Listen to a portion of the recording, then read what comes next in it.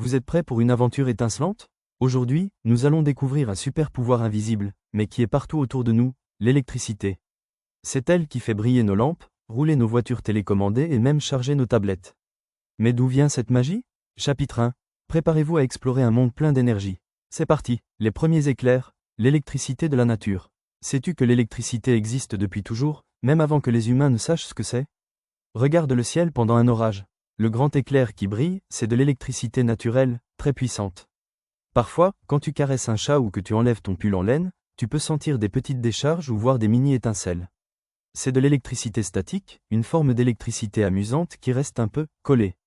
Chapitre 2. L'incroyable découverte de Benjamin Franklin. Il y a très longtemps, les gens ne comprenaient pas ce qu'était l'éclair. Un monsieur très curieux, qui s'appelait Benjamin Franklin, a voulu percer ce secret. Un jour d'orage, il a eu une idée un peu folle. Faire voler un cerf-volant avec une clé au bout. Oui, un vrai cerf-volant sous la pluie et le vent. Et là, une petite étincelle a sauté de la clé.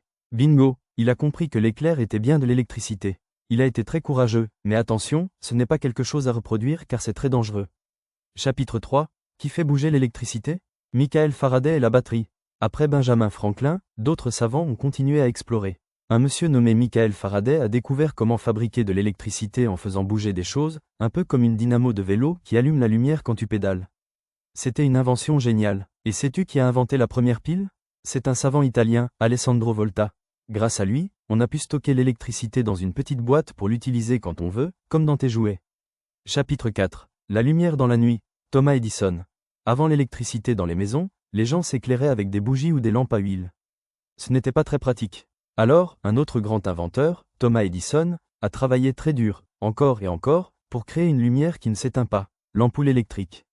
Grâce à lui, nos maisons peuvent être éclairées d'une simple pression sur un interrupteur. C'est magique, n'est-ce pas? L'électricité est super, mais elle est aussi très forte. C'est comme un tigre, très beau et utile, mais qu'il faut respecter. Ne touche jamais une prise électrique ou un fil abîmé. Ne joue jamais avec les appareils électriques sans un adulte. L'électricité peut te faire mal. C'est pour ça qu'il y a des caches sur les prises et qu'il faut toujours demander à un grand. Chapitre 6. L'électricité partout autour de nous. Regarde autour de toi. L'électricité est partout et rend nos vies plus faciles et plus amusantes. Elle fait marcher nos lampes pour lire de belles histoires. Elle donne vie à nos jouets qui bougent et parlent. Elle aide à cuire de délicieux gâteaux dans le four. Elle recharge nos téléphones et nos tablettes pour jouer et apprendre. C'est une magicienne du quotidien.